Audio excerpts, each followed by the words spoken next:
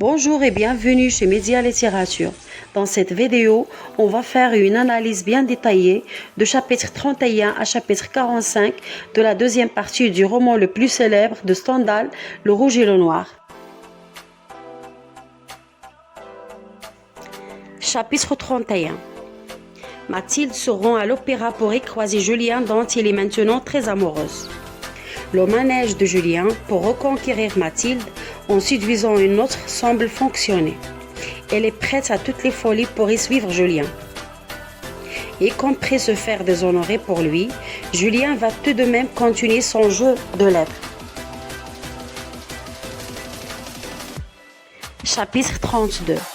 Pour la première fois, Mathilde connaît l'amour, mais son orgueil lui dicte d'agir dangereusement. Bientôt, il se trouve enceinte et annonce son intention d'écrire à son père pour lui dévoiler la situation. Julien obtient qu'il diffère d'une semaine. Lettre d'aveu de Mathilde à son père. À la suite de quoi, Julien est séance tenante convoqué chez le marquis. Chapitre 33. Le marquis est furieux contre Julien. Ce dernier est accablé, prêt à mourir des mains du marquis. Mais Mathilde le dissuade de tuer Julien. Mathilde ordonne à Julien de fuir dans la propriété de Villequier. Chapitre 34. Par suite de l'indécision du marquis, un mois se passe sans que la négociation avance. Un jour, il décide une donation de ses terres de Languedoc assortie d'une rente.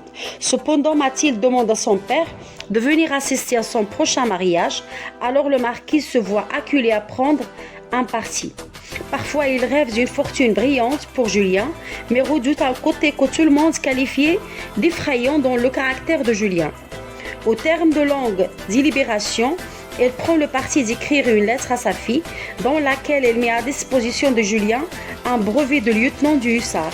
Mathilde lui apprend en demandant l'autorisation de se marier prochainement. Pour ce point, le marquis ne répond pas et ordonne à Julien de partir sur le champ, à Strasbourg, où son régiment tient garnison. Il fait observer à Mathilde qu'en fait, il ne connaît pas vraiment Julien. Julien, quant à lui, croit son roman fini par un succès. Chapitre 35. Alors qu'il vient de prendre poste à Strasbourg, Mathilde le somme de rentrer précipitamment. Il a découvert une lettre demandée par son père et écrite de la main de Madame de Rênal qui dénonce le caractère arriviste et séducteur de Julien. Ce dernier, vexé dans son honneur, prend immédiatement le chemin de Vierre. Il retrouve Madame de Rênal dans une église et tire deux coups de feu sur elle. Chapitre 36. Aussitôt, Julien est arrêté et conduit en prison. Madame de Rênal Coblis sait ce qu'il affiche car il désirait la mort et avait remords de sa lettre à M. de la Mole. Dicté par son confesseur, le juge reçoit des aveux complets. Julien, sa condamnation à mort, qu'elle estime méritée, il écrit à Mademoiselle de la Mole qu'il garde le silence sur leur aventure, ne parle pas de son père à l'enfant qui va naître et qu'il épouse M. de Croisenois. Progressivement, Julien renonce à l'ambition et se prépare à la mort. Nul remords, mais le geôlier lui apprend que Madame de Rênal n'est pas morte de ses blessures. Alors seulement, il connaît le regret, transporté dans le donjon de la prison de Besançon. Il est jouit d'une vie superbe à un moment. Il envisage de se tuer, mais il renonce. Il a trouvé dans sa prison une source de bonheur.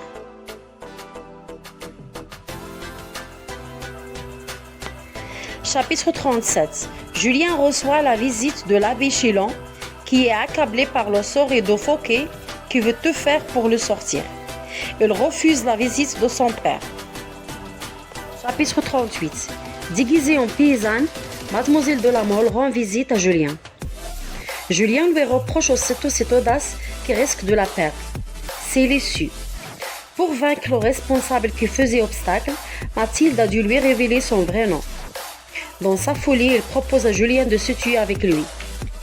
Elle parcourt Besançon dans l'idée de soulever le peuple en faveur de Julien. À force de sollicitation, il obtient un rendez-vous avec l'abbé Frilair et ne se rend à l'évêché qu'avec crainte. Mathilde ne tarde pas à lui avouer qu'elle est la fille de son puissant adversaire. Frilair calcule l'intérêt de ces confidences qui peuvent le porter à la vichy et l'assure qu'il dispose de la majorité des jurés ainsi que du ministre public pour répondre du verdict. Chapitre 39. Mathilde devient folle d'amour pour Julien qu'elle s'est perdue. Louis qui s'est résigné à la mort et souhaite que leur enfant soit confié à Madame de Rênal, dont il est toujours amoureux et qu'il l'aime en retour, même s'il n'a jamais su l'avouer. Chapitre 40. Face au juge et à l'avocat, Julien néglige les éléments de sa défense. Elle constate qu'il n'a connu le bonheur d'exister que depuis qu'il est en prison et que sa vie est menacée. Elle passe ses journées à fumer des cigares sur la terrasse du donjon. Pendant ce temps, le mot du vichy est prononcé en faveur de l'abbé Frilair, qui se dépense en intrigue auprès du juré pour sauver Julien. De son côté, Madame de Rênal, venue à Besançon pour le procès, écrit à chacun des jurés pour demander l'indulgence et elle renonce à toute vengeance. Chapitre 41.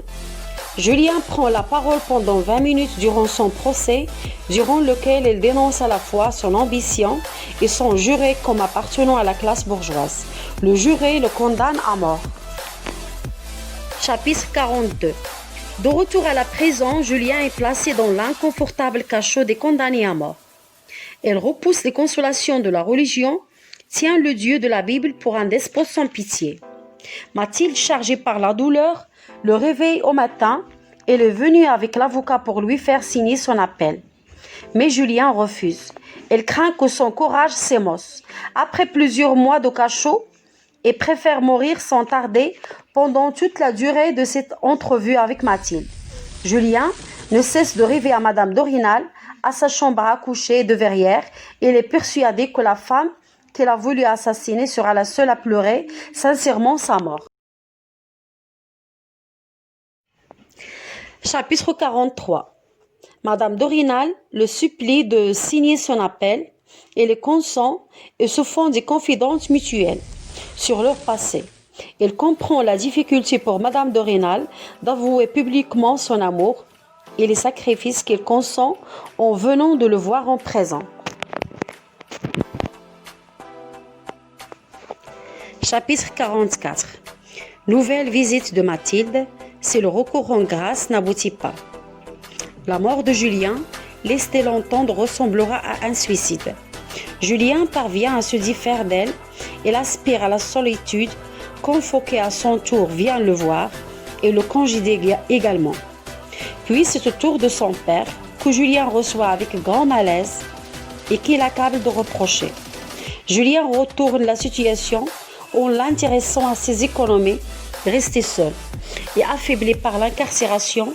Julien s'adonne à des réflexions métaphysiques, aspire à une religion vraie et bonne, mais il convient pour finir que la seule chose qui lui manque est la présence de Madame de Rênal.